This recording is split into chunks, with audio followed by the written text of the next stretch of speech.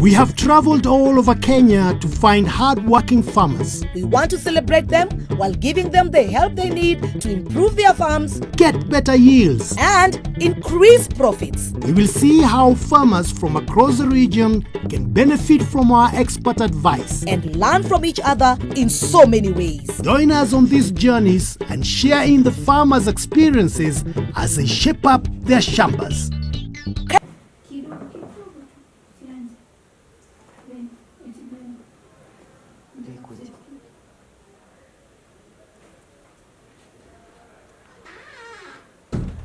And just because you requested for the show, it is now here on Kibu TV. Remember, the show is now AgriVision, and under AgriVision, we only talk about agriculture, its challenges, how you can strive about it, and how you can make more production of your crops, and both in livestock production. Here, we have invited most of the guests who are well equipped with agricultural information, so that you, our viewer, you can gain and get educated, so that you can strive in everything you go to and in the field of agriculture. Welcome, our guest. Thank you. Thank you. Yes. Remember, this is AgriVision show, and under AgriVision show, our guest will be discussing about the challenges they strive, or how you can strive about them, so that you, our small-scale farmer, you can gain more insight of how you produce both in crop production and livestock production. Just say to the one or from the word go. An introduction part of it. Yeah, thank you. I'm Skuku Festin, an extension officer, and I'm well equipped with information concerning the sector of agriculture. Wow. Okay, thank you very much. I'm Otieno Brian Owino, a student of Agricultural Education and Extension at Kibabi University, and I'm glad to be here today Welcome. to discuss these issues that affect our landscape of agriculture.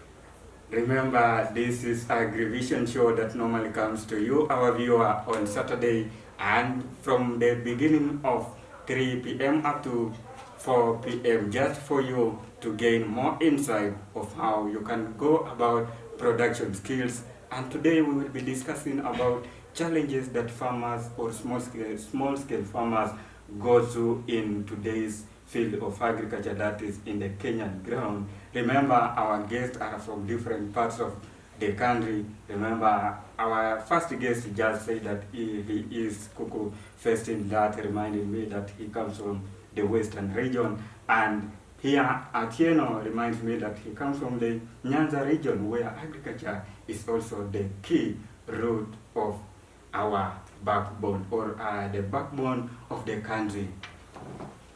From the word go, what is the attention of agriculture in the country? Now, before we look at the attention of agriculture in our Kenyan economy or in the country, Yes. I want to lay foundation. I want our viewer to first of all know what agriculture is. Yes. For me, I can define agriculture in one word, but for you, you can define it as usually define it as an art and a science of growth and livestock production. Yes. But agriculture is anything, is everything. I can say agriculture is everything, because where you are seated is agriculture. What you are doing now is agriculture, because you are living because of food. And I can say agriculture is a critical issue that we're going to discuss right now, concerning factors influencing agriculture.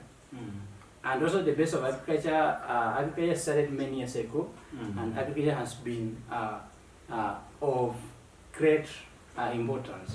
Agriculture basically started, for example, the country that basically do agriculture with a lot of concern. Egypt is one of it. In Africa. China, in Africa. China is one of it in the world. In the world continent. Now, before we continue, maybe you have my fellow guests can speak something on the base of You can agriculture. give us a different view of agriculture, just apart from the definition as everything. And in my definition of agriculture during the Form 1 topic of secondary life, I define agriculture as an art and a science of livestock production with crop production, but with more information of it, Otieno can just define it. Sure, thank you. So basically, gentlemen, I hope you did take your breakfast today in the morning, and you also took your lunch, and I'm also just from taking my lunch. And basically this is all about agriculture, and therefore my basic concept of agriculture is that agriculture is life. Because without having taken something, then you cannot survive in this planet that we live in.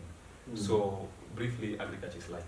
Then when you say agriculture is life, remember, agriculture is the backbone of everything in the Kenyan export economy with its market.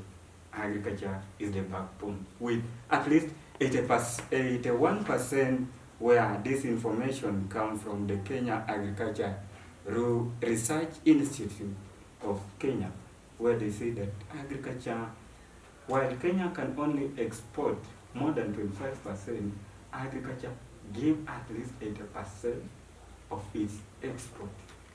Then, what is the attention area when it comes to challenges? Okay, let me just be brief on that, because when we talk about challenges in the agricultural field, and specifically now we are talking in the context of Kenya, the Kenyan economy, because this is our base grounds. And I would like to say that the key problem currently in the field of agriculture to the smallholder farmer is the issue of input. The input and the management process in the field of agriculture. So basically, when we talk about input, these are the resources that we put in when we are handling the process of production in the landscape of agriculture. So in this scenario, we are going to say that our farmers, who are smallholder farmers, are facing a lot of challenge in acquiring the resources which are the input, so that they can venture into the field of agriculture and produce the optimum products that they would intend to do. And basically, those who are doing it currently doesn't do it up to the imaginable basis that we would expect as a country in Kenya. You know, Kenya is currently developing, and agriculture is the one that is trying to push the GDP of the country. But we are saying that based on the research and the factual information that we have, is that we are not yet doing enough in agriculture, basically because of input issues. Number two is resource mobilization, because when we talk about input, we are going to talk about capital, because this input must be acquired from somewhere. We don't process fertilizer in Kenya in most occasions. When you say about the resource mobilization, then I remember there was a scandal of fertilizer allocation during the current financial year. Is fake fertilizer going throughout the country where farmers produced less than expected. You are on the point, and just transitioning through that information. Remember, this fertilizer subsidy was done on the basis of the smallholder farmer in the country. So in this scenario, that the fertilizers that are being imported to the country by the Ministry of Agriculture, and this fertilizer has been subsidized by the government through the resources that are merged together through taxations, then it means that we are falling apart as an economy of agriculture as a whole. And remember, the basis begins from the smallholder farmer or the small-scale farmer, rising upwards. So in this scenario, we are saying that resources and in general perspective, we are talking about the input issues. This is what is I can say that Kenya is doing is not doing good in the sector of agriculture, because investment in agriculture is not good. When you look at the budgeting of finances, you know, agriculture is the base of the economy. But now, you look at the budget, the money spent in politics is much more than the money spent in what? In agriculture. Why? That's why Kenya will never realize its potential in agriculture. That's where we go wrong. Now, the key critical issues in the sector of agriculture, I can say, is just sustainability and productivity. And how can we enhance now sustainability and productivity in the sector of agriculture? For example, technology is one of the issues that is going to affect us very much when we can't practice it. For example, sustainability in agriculture can be brought up by precision agriculture. And what am I meaning by saying precision agriculture?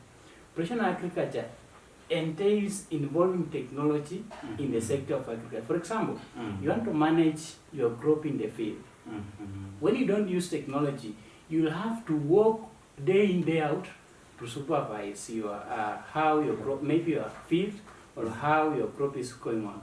But now when you use precision agriculture, you use some technologies, for example, the sensors, for example, the GPS, for example, let me say, the monitors, And drones. And also the drones. when you speak about the monitors in agriculture field, remember this is AgriVision show that normally comes to you, our viewer, on every Saturday, that is from 3 p.m. to 4 p.m. just for you to get the knowledge about agriculture, how you can strive and how you can go about it, and the precision being the factor in the field of agriculture.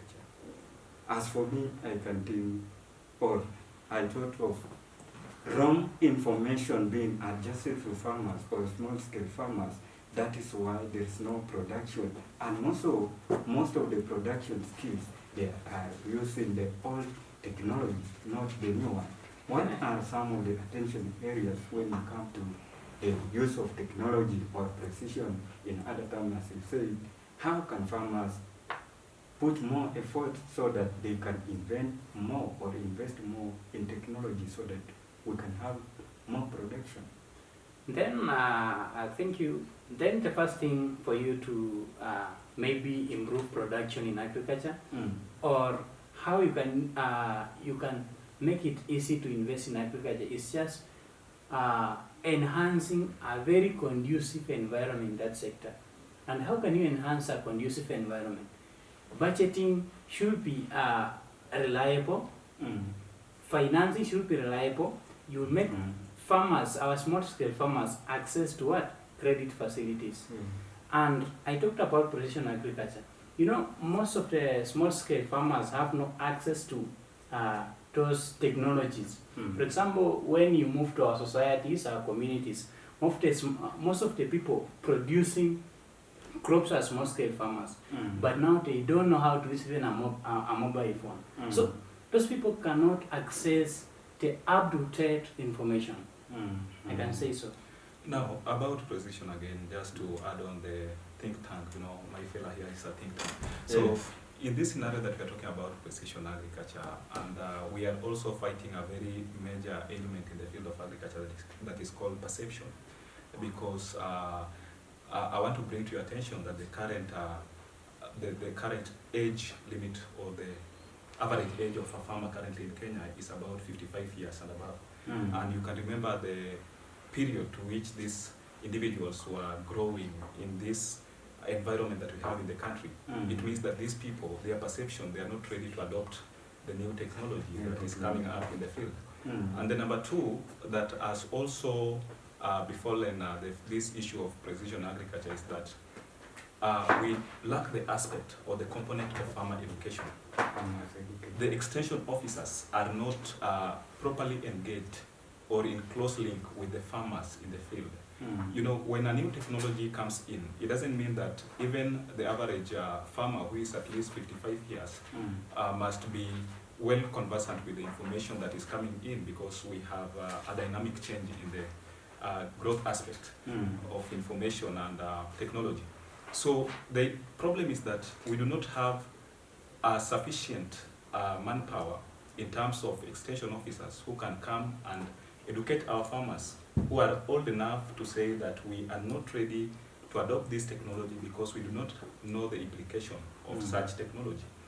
Now, in this scenario, this brings us to the champion agenda that we are currently pushing of youths in agriculture. Youths in agriculture? Yes, because let me just finish on this because it is a very crucial aspect of this, because currently about 40% of the population in Kenya are youths. And the average age of a farmer is 55 and approximately 55, like I said. And so this reminds me that during our secondary education, we had an agricultural teacher who was almost 65 years, but not yet retired, because youth are not being engaged in the field of agriculture. Then when it comes to the manpower, yet from 18 years to 36, they are youth. From 36 up to 55, as you say, that is the medium or the minimum age of which a person is now fully engaged in the field of agriculture. How are you as extension officers putting action so that youths are being engaged without forgetting that female power is always key to the development? Okay, so about the same, about the engagement of the youths, I want to say that currently we are also youths as we speak. And what we are saying is that we are trying to champion for the position of youths in the field of agriculture, both from the field to the professional levels where we have the consultancy and policy formulation. So in this scenario, we are saying that we are trying to develop strategies that are going to champion for the position of youths, because what we need is that the youths should be engaged in that they get access to resources. They get access to the inputs that they need to engage in the field of agriculture. And then they also need to be mentored, because in any scenario, anybody needs to be mentored so that he can be able to engage properly with the environment that he or she would wish to engage in. Now, in this case, precision is all about technology. And the reason as why we are trying very hard to bring youths in agriculture and also to incorporate the issue of technology is because youths are very flexible to adoption of changes. Yeah, so basically we are trying to champion, and as we speak, we are trying to develop a students association, the Kenya Agricultural Students Association, that is going to bring or to merge all students who are like-minded and who would wish to practice agriculture the way it is supposed to be practiced in the modern world together, so that we can be able to strategize on the way forward in the field of agriculture, basically by engaging the youths. We are engaging the youths, but we are also not leaving behind those who are already there, because they must hold our hands so that they show us the way. But basically our agenda is that we must pump resources to the youths, because there is this proverb that says that where is the young bird or the young sucker that will develop when the old banana dies. So the old banana is the average farmer who is about 55 years of age, and the young sucker is the youth who we are trying to bring on board and mentor so that he can also be able to adopt the issue of agriculture, keeping in mind that we are fighting perception. Perception in the youth. And when you speak